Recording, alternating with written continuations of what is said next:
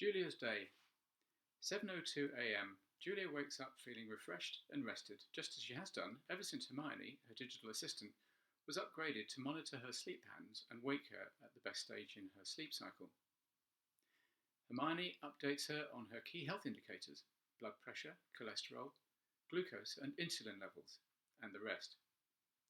Julia has long ago stopped feeling disturbed by the tiny monitors that nestle in all parts of her body, including her bloodstream, her eye fluids, her internal organs and her mouth. 7:15 a.m.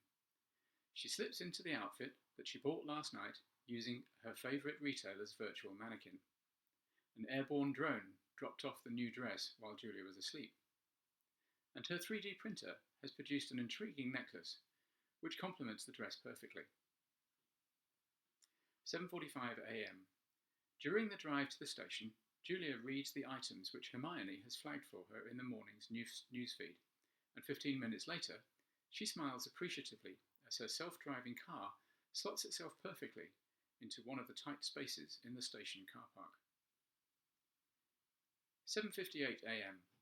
As the train reaches the platform, Julia's augmented reality contact lenses highlight the carriage with the most empty seats, drawing on information from sensors inside the train.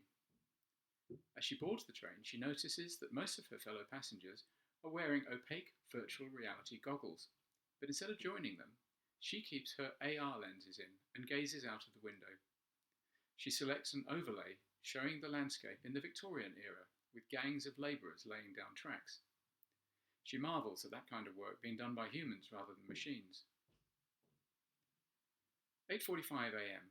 When she reaches her office, she crafts an introductory message to a potential new client, using the latest psychological evaluation algorithm to analyse all the target's publicly available statements, including blog posts, emails, comments and tweaks. The resulting profile suggests that the target likes all claims to be supported by evidence, and doesn't mind receiving lengthy messages as long as they're relevant and to the point. 9:15 a.m. It's time for the conference call, the main reason she's come into the office today. She's meeting several of her international colleagues in virtual reality because the topic is important and sensitive, so they want to see each other's facial expressions and body language in detail.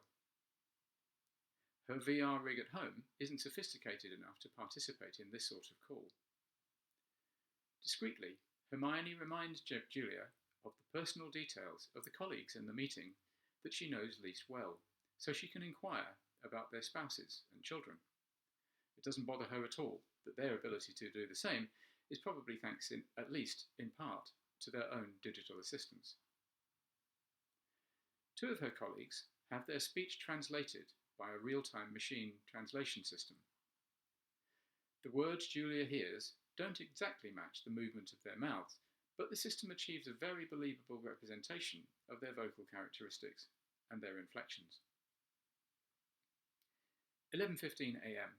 After the conference, Julia sets about reconfiguring the settings on one of the company's lead generation websites.